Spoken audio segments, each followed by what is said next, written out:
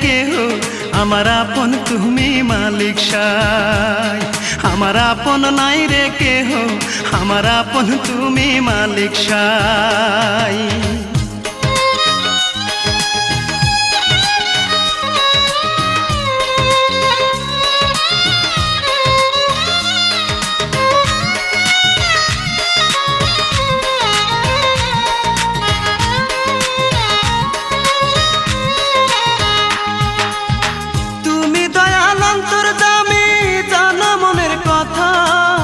তবে কেন বোঝো না যে আমার মনের ব্যথা?